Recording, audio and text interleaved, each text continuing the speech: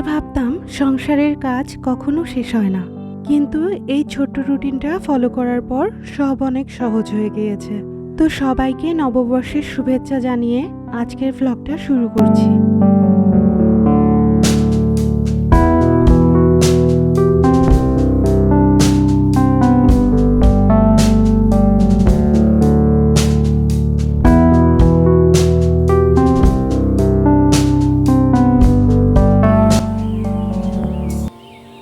আসসালামু আলাইকুম।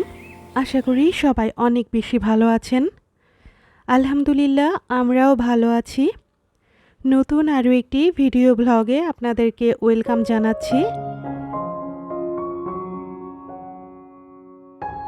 লাস্টের ভ্লগে আপনাদের সাথে শেয়ার করেছিলাম আমি এই মাটির জিনিসগুলো আড়ং থেকে কেনাকাটা করেছি। এখন যে মুহূর্তটা দেখছেন সেটা হচ্ছে আমাদের পহেলা বৈশাখের সকালবেলার একটা মুহূর্ত। বৈশাখের প্রথম দিনে ভেবেছি যে পান্তা, ইলিশ, ভর্তা এই জাতীয় বাঙালির যে ঐতিহ্যবাহী খাবারগুলো সেগুলো খাবো। সেজন্য এখানে ইলিশ মাছ ভেজে নিচ্ছি, সাথে একটু বেগুন ভাজিও করে নিব। বেগুন কাটতে গিয়ে দেখি যে বেগুনের ভিতরে অনেক পোকা আছে, তো যে বেগুনগুলোতে পোকা আছে সেগুলো ফেলে দিয়েছি, আর যেগুলো ভালো ছিল সেগুলো দিয়ে বেগুন ভাজিটা করে নিয়েছি। আজকে তো আমি আপনাদের সাথে দেখাবো সকালে উঠে একটু রুটিন মেনে আমি কিভাবে আমার দিনের কাজগুলোকে সহজ করি। তার পাশাপাশি আরেকটা জিনিসও শেয়ার করব, মাটির বাসনপত্র কিভাবে সুন্দর করে অনেক দিন সংরক্ষণ করা যায়, অথবা এটা ব্যবহার করার নিয়ম কি। যে কোনো মাটির পাত্র ব্যবহার করার আগে কয়েক ঘন্টা পানিতে ভিজিয়ে রেখে তারপরে এরকম লবণ দিয়ে ঘষতে হয়। লবণ দিয়ে ঘষলে হয় কি, এক্সট্রা যে কালারগুলো আছে মাটির সেগুলো উঠে যায়। আমি যেদিন এই মাটির প্লেট বাটিগুলো কিনেছিলাম সেদিনই কয়েক ঘন্টা পানিতে ভিজিয়ে রেখেছিলাম। আর এই যে বৈশাখের সকালে আমি এখন এটাতে বিভিন্ন খাবার সার্ভ করব, তাই এখন এটাকে ধুয়ে নিচ্ছি। প্রথমে তো দেখলেন একবার লবণ দিয়ে ধুয়ে নিয়েছি, তারপরে ভীমের যে লিকুইড আছে সেটা দিয়ে ধুয়ে নিলাম। এখন কিন্তু আমার থালা বাসনগুলো ব্যবহারের জন্য একদম পারফেক্ট হয়েছে। আবার যখন আমার এই মাটির থালা বাসনগুলোর ব্যবহার শেষ হয়ে যাবে তখনও আবার আমি সুন্দর করে ধুয়ে তারপরে রোদে শুকিয়ে সেটাকে আমি উঠিয়ে রাখবো। ফাইনালি আমাদের খাবারের টেবিলে কি কি খাবার ছিল সেটা দেখিয়ে দিচ্ছি। এখানে ছিল বাঙালির প্রিয় রসগোল্লা, আলু ভর্তা, বেগুন ভাজি, ইলিশ মাছ ভাজি আর পান্তা ভাত।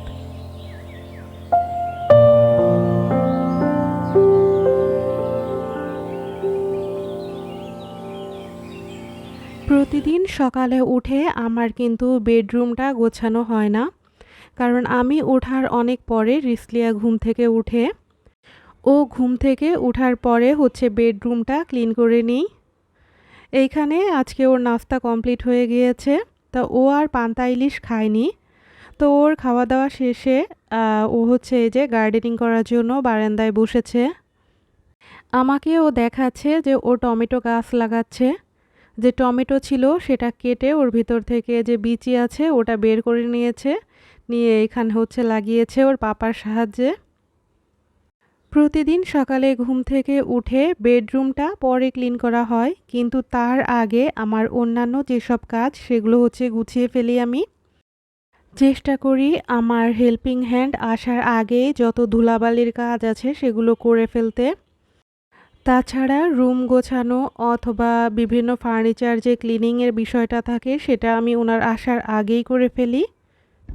আজকে যেহেতু বৈশাখ তাই ভাবলাম যে কুশন কাভারটাও চেঞ্জ করে ফেলি।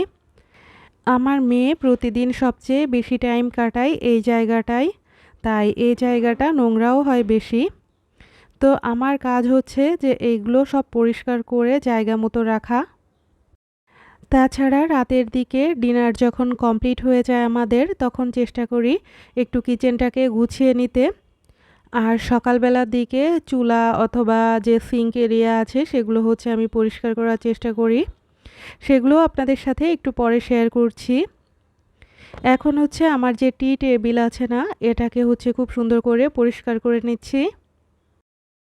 ঢাকায় এত ধুলা আসলে বলার মতো না। তো প্রতিদিন দেখা যায় যে ফার্নিচার পরিষ্কার করে রাখলেও আবার পরদিন ঠিকই ধুলোমালি এসে আবার পড়া শুরু করে।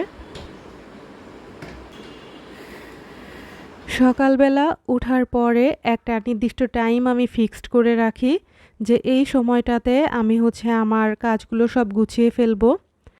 এতে করে আমার দিনের বাকিটা সময় অতটা চিন্তাভাবনায় কাটে না। রিসলিয়াকেও আমি একটু টাইম দিতে পারি। ঘর গোছানো থাকলে মনটাও কিন্তু বেশ ভালো লাগে। তো আমার এইসব কাজ করতে করতেই কিন্তু আমার হেল্পিং হ্যান্ড আসার টাইম হয়ে যায়। আর উনি এসে আমার যে বাকি কাজগুলো সেগুলো করে ফেলে।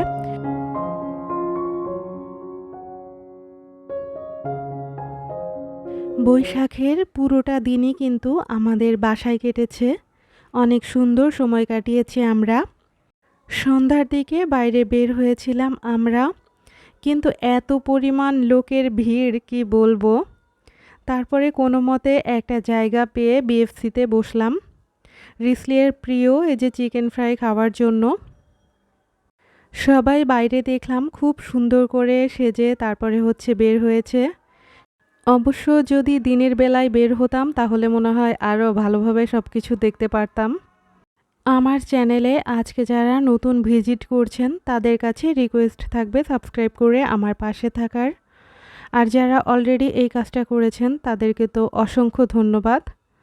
পাশাপাশি ভিডিওটি ভালো লেগে থাকলে লাইক কমেন্ট শেয়ার করতে ভুলবেন না। তো এতক্ষণ তো দেখলেন আমাদের বৈশাখের পুরোটা দিন। এটা হচ্ছে পরদিন ভোরবেলা।